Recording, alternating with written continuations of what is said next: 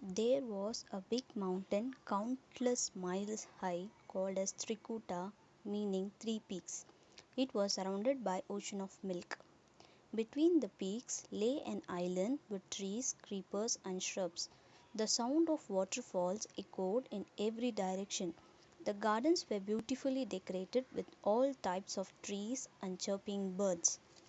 In one valley there was a garden of the great lord of rain, the Varuna, and was named Ritumat. In that garden there was a very large lake full of shining golden lotuses surrounded by bilva, banyans, mangoes, palm, and other trees.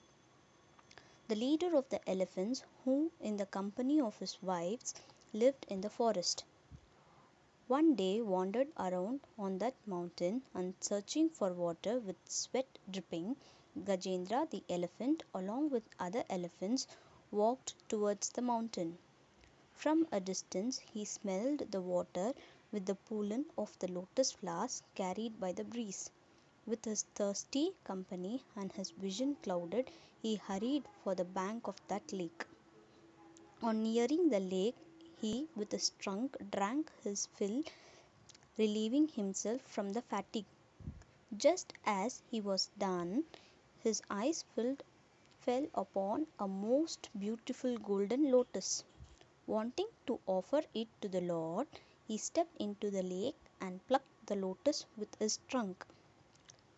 Just as he was about to step out of the lake, a mighty crocodile caught his leg.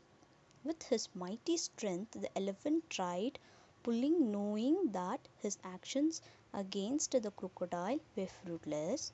He prayed to the Lord, saying, "He who had no origin, he who is the reason of everything, and he within whom the universe rests, I beg that root soul to protect me." On hearing this, the demigods couldn't help, as they were not the fearless of death.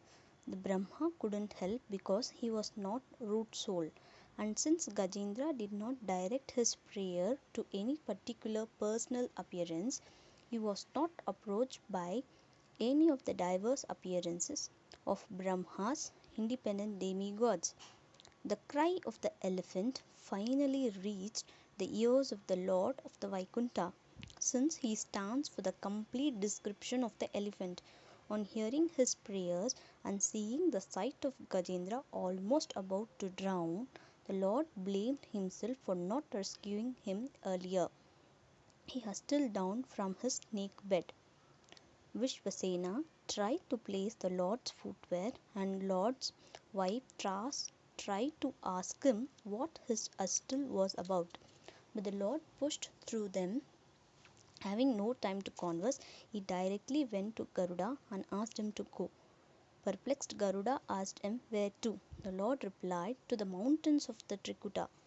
The Garuda flew carrying the Lord, but the Lord, who was now more worried about the elephant, was not pleased with his speed. He asked Garuda to stop and got down off it.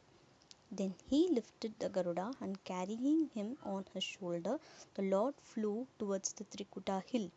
Seeing the trunk almost about to be drowned, the Lord descending into the water and looking at the weak spot in the crocodile, the Lord threw his disc, killing the crocodile and thus saving the elephant.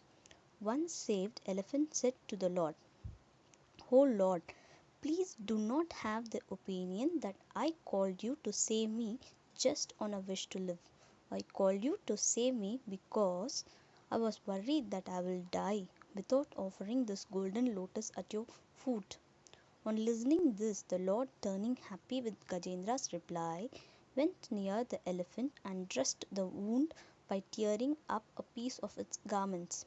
Thus ends the Gajendra Moksham.